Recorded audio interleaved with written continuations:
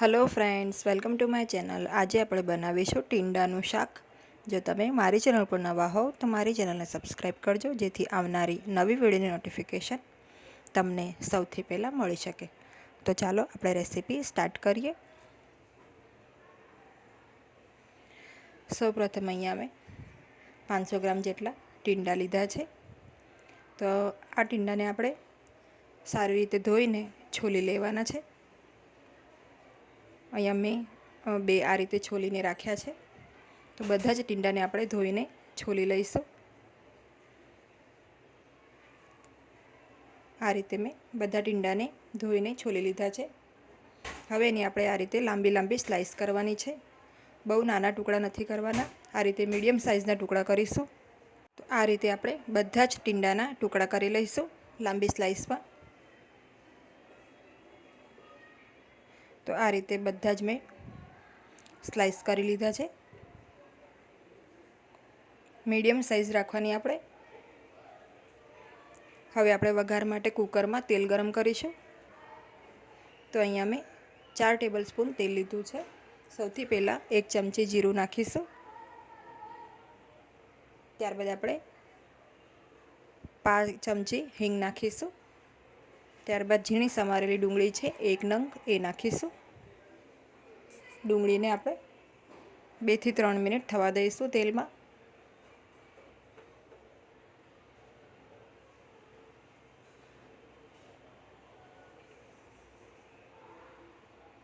ડુંગળી થોડી શ્રિંક થઈ જશે 2 થી 3 મિનિટમાં જ। ત્યારબાદ આપણે આદુ અને લસણની પેસ્ટ છે 1 ટેબલસ્પૂન એ નાખીશું।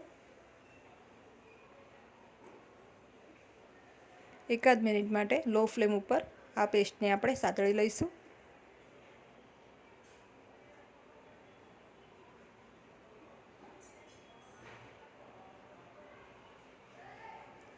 હવે 1 મિનિટ જેવું થઈ ગયું છે, ત્યારે આપણે જે કાપેલા ટીંડા છે એ નાખી દઈશું।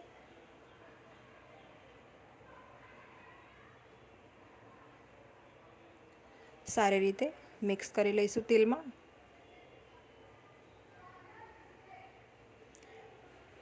હવે આપણે આને લો ફ્લેમ ઉપર જ થોડીવાર થવા દઈશું।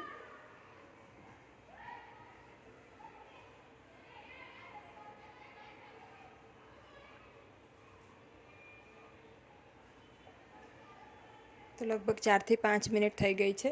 લો ફ્લેમ ઉપર મેં એને થોડીવાર તેલમાં જ થવા દીધા હતા। હવે આપણે આમાં મસાલા નાખીશું। તો સૌથી પહેલાં અડધી ચમચી હળદર પાવડર નાખીશું। ત્યારબાદ આપણે ધાણા જીરુંનો પાવડર છે 1 ટેબલસ્પૂન જેટલો એ નાખીશું। લાલ મરચું પાવડર છે 1 ચમચી એ નાખીશું। સ્વાદ પ્રમાણે મીઠું નાખી દઈશું। બધા જ મસાલાને આપણે શાકમાં સારી રીતે મિક્સ કરી લઈશું।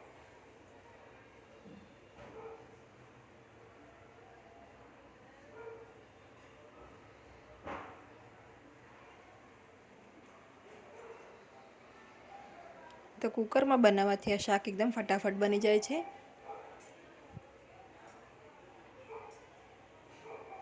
હવે આપણે આમાં મેગી મસાલા જે પેકેટ આવે છે એમાંથી 1 ચમચી જેટલો મસાલો નાખીશું।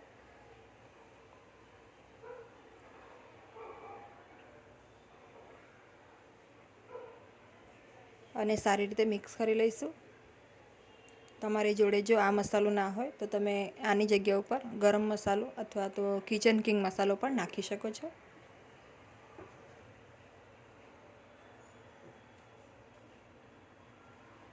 મસાલાને સારી રીતે આપણે મિક્સ કરી લઈશું।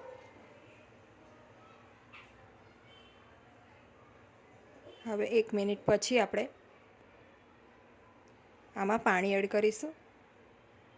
તો લગભગ અહીંયા મેં પોણા ગ્લાસ જેટલું પાણી નાખ્યું છે। સારી રીતે મિક્સ કરી લઈશું।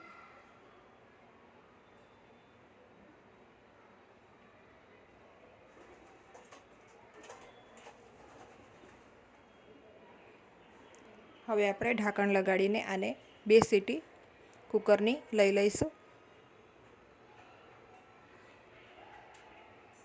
2 સીટી બાદ કુકરને ઠંડુ થવા દઈશું, ત્યારબાદ એને ખોલી લઈશું। તો આપણું શાક અહીંયા તમે જોઈ શકો છો સરસ રીતે ચડી ગયું છે। જે ટીંડા છે એકદમ સરસ સોફ્ટ થઈ ગયા છે। આમાં અત્યારે રસો થોડો વધારે લાગે છે, તો આપણે આને ગેસ ઉપર 4 થી 5 મિનિટ આ રીતે ખુલ્લું થવા દઈશું, જેથી થોડું પાણી ઓછું થઈ જાય।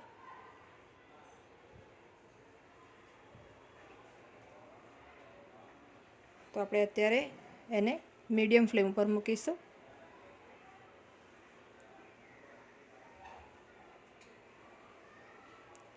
આ રીતે મીડિયમ ફ્લેમ ઉપર આપણે આને 4 થી 5 મિનિટ થવા દઈશું, જેથી જે શાકમાં વધારાનું પાણી છે એ બળી જાય અને ગ્રેવી થોડી સરસ આપણી ઘટ્ટ થઈ જાય। જો તમને આટલી ગ્રેવી ગમતી હોય, આટલો રસો ગમતો હોય તો તમારે એને ગેસ ઉપર નહીં મૂકવાનું। હવે 4 થી 5 મિનિટ પછી તમે જોઈ શકો છો તો આપણો રસો થોડો ઓછો થઈ ગયો છે। આ રીતે આપણું શાક એકદમ સરસ રેડી થઈ ગયું છે। તો હવે આપણે આને સર્વ કરી લઈશું। તો રેડી છે આપણું ટીંડાનું શાક। આને તમે રોટલી, ભાખરી કે પરાઠા સાથે સર્વ કરી શકો છો। જો તમને આજની આ રેસીપી ગમી હોય તો વિડીયોને લાઈક અને શેર કરજો અને મારી ચેનલને સબસ્ક્રાઈબ કરજો। Thanks for watching.